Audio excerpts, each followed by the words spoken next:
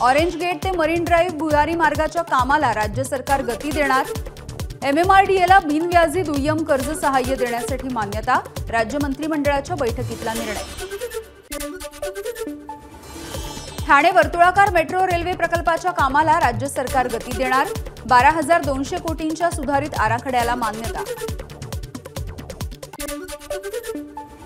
मुंबईतील सिद्धिविनायक गणपती मंदिर समितीवरील सदस्यांची संख्या वाढवून 15, राज्य मंत्रिमंडळाच्या बैठकीतला निर्णय। देशी गायींना राज्यमाता गोमाता म्हणून घोषित करण्यासाठी राज्य मंत्रिमंडळाच्या बैठकीमध्ये मान्यता, देशी गायींच्या पालन पोषणासाठी अनुदान योजना सुद्धा जाहीर, पशुसंवर्धन विभागाची माहिती। One nation one student ID याच्या तत्वावरती आधारित शालेय विद्यार्थ्यांसाठी अपार आयडी काढण्याचा निर्णय। या आयडी मधून विद्यार्थ्यांची शालेय माहिती डिजिटल स्वरूपामध्ये साठवण्यासाठी मदत होणार। आयडीमुळे विद्यार्थ्यांना एक विशेष क्रमांक सुद्धा मिळणार। यंदाचा दादासाहेब फाळके पुरस्कार ज्येष्ठ अभिनेते मिथुन चक्रवर्ती यांना जाहीर। 8 ऑक्टोबरच्या राष्ट्रीय चित्रपट पुरस्कार वितरण सोहळ्यामध्ये हा पुरस्कार प्रदान कार्यक्रम होणार। आंतरराष्ट्रीय धावपटू कविता राऊतच्या पाठोपाठ रोईंगपटू दत्तू भोकनाळ सरकार विरोधामध्ये न्यायालयामध्ये याचिका दाखल करणार। दत्तू यांनी 2016च्या ऑलिम्पिकमध्ये देशाचं प्रतिनिधित्व केलं होतं। 2017ला नोकरीसाठी अर्ज करूनही शासनाकडून दखल नाही। एसटी प्रवर्गामधून धनगरांना आरक्षण देण्याचा GR मागे घेण्याच्या मागणीसाठी नरहरी झिरवळ यांचे बेमुदत धरणे आंदोलन। आमचा समाज जगावा म्हणून आंदोलन, झिरवळांची माध्यमांसमोर प्रतिक्रिया। मुंबईत गिरीश महाजन, शंभूराज देसाई यांनी झिरवळांसह घेतली आदिवासी आंदोलकांची भेट, आंदोलनाच्या स्थळी जाऊन घेतली भेट। नाशिकमध्ये आदिवासी संघटनांचे रास्ता रोको आंदोलन, नरहरी झिरवळांच्या आंदोलनाला पाठिंबा देण्यासाठी आंदोलन, यावेळी आंदोलकांची पोलिसांकडून धरपकड।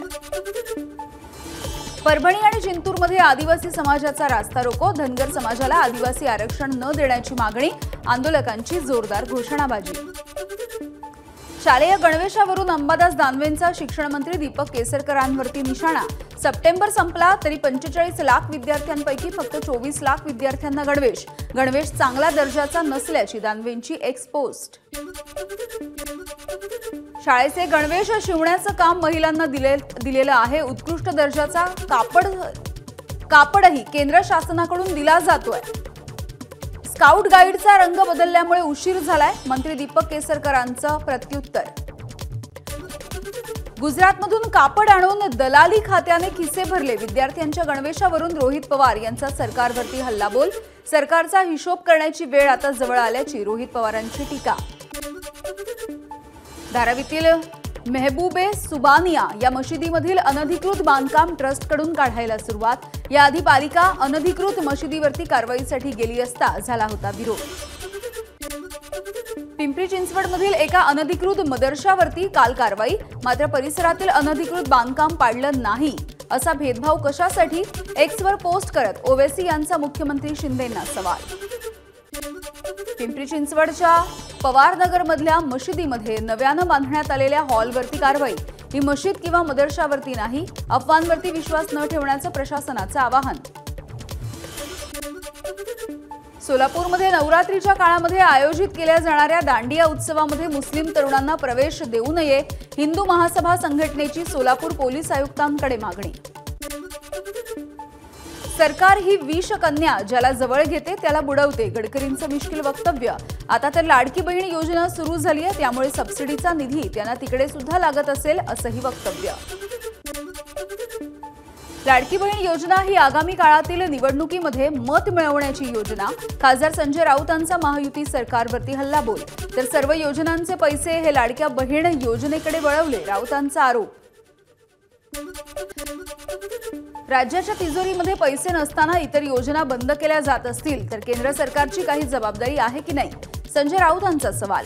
नितीन गडकरी ज्येष्ठ नेते, त्यांनी केंद्रीय मंत्रिमंडळामध्ये हा विषय मांडावा, राऊतांचं गडकरींना आवाहन। लाडकी बहीण या एका योजनेमुळे विरोधकांच्या पायाखालची वाळू सरकली आहे, त्यामुळे त्यांची नौटंकी सुरू आहे, रामदास कदम यांची विरोधकांवर टीका।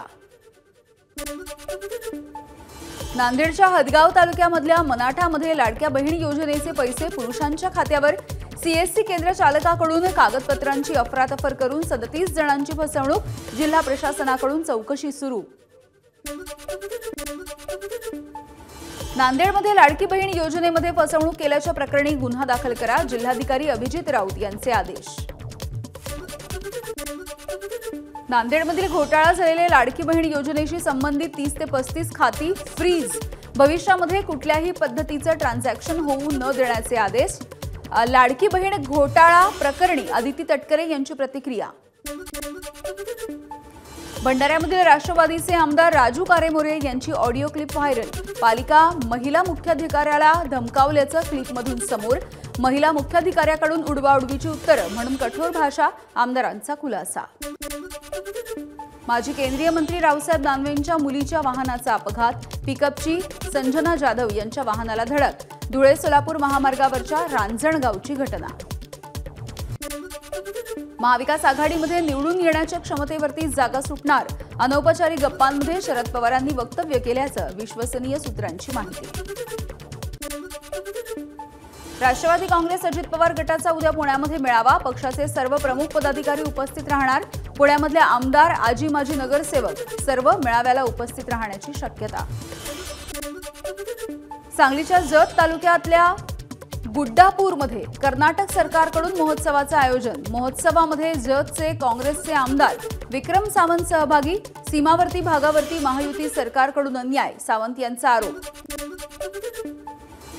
सिंधुदुर्गामधल्या जिल्हा परिषद बांधकाम विभागामध्ये राडा, ठाकरे गटाच्या नेत्यांकडून ठेकेदाराच्या बॉडीगार्डना मारहाण, पंचायत समिती सावंतवाडीच्या इमारत बांधकाम ठेकेदारीवरून मारहाण झाल्याची माहिती। बारामतीच्या माळेगाव सहकारी साखर कारखान्याच्या 69व्या सर्वसाधारण सभेमध्ये गोंधळ, भाषणाच्या वेळेला सभासद माकड म्हटल्यामुळे गोंधळ झाल्याची माहिती, 2 गटाच्या वादांमध्ये पोलिसांचा हस्तक्षेप। अटल सेतूवरून समुद्रामध्ये उडी घेत एकाचा आत्महत्येचा प्रयत्न, कामावरच्या मानसिक तणावामधून सुशांत चक्रवर्तीने समुद्रामध्ये उडी घेतल्याची पोलिसांकडून माहिती। पालघरमध्ये जात पडताळणी विभागाचा भोंगळ कारभार समोर, पालकमंत्री रवींद्र चव्हाण संतापले, ओबीसी प्रवर्गाच्या जात पडताळणी प्रकरणामध्ये त्रुटी काढून मुद्दाम प्रकरण प्रलंबित करत असल्याचा प्रकार। पुण्यातील उच्च शिक्षित महिलेला सायबर चोरट्यांनी घातला 3.5 कोटी रुपयांचा गंडा, चायनामध्ये तुमच्या नावाने ड्रग्ज पाठवलेत असं म्हणत गंडा घातल्याची माहिती, अज्ञात व्यक्तीच्या विरोधात गुन्हा दाखल। पुण्याच्या भोरमध्ये चालकाचं नियंत्रण सुटल्यामुळे एसटी बसचा अपघात, बसमधील 42 जण जखमी, 3 जण गंभीर, पोलिसांकडून घटनेचा तपास सुरू। यवतमाळमध्ये 2 ट्रकचा अपघात, दोन्ही ट्रक चालक जखमी, यू टर्न घेत असताना अपघात झाल्याचं कळतंय। गोधनी चौफुलीवरची घटना, या ठिकाणी वारंवार अपघात होत असल्यामुळे उपाययोजना करण्याची मागणी।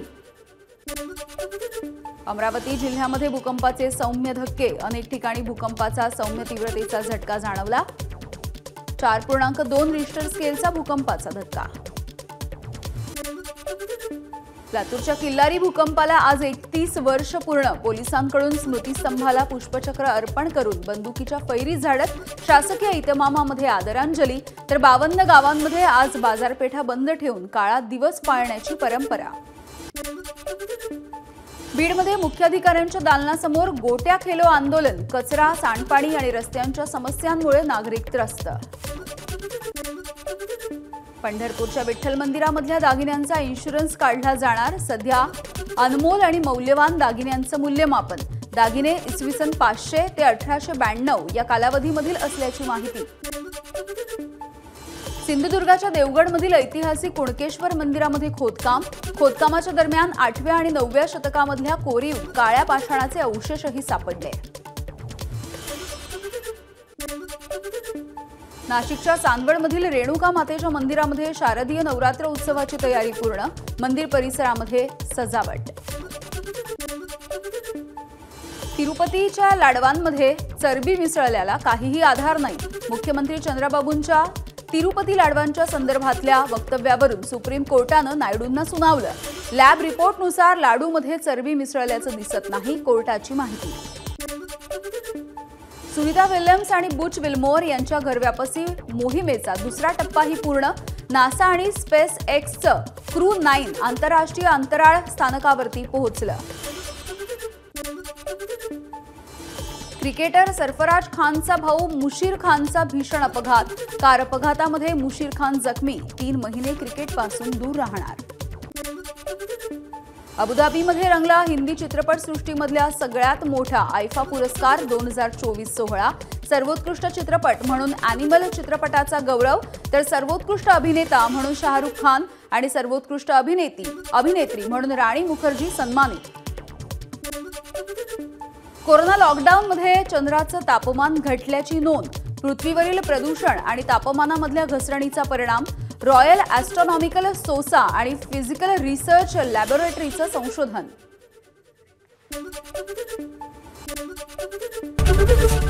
एबीपी माझा, उघडा डोळे बघा नीट.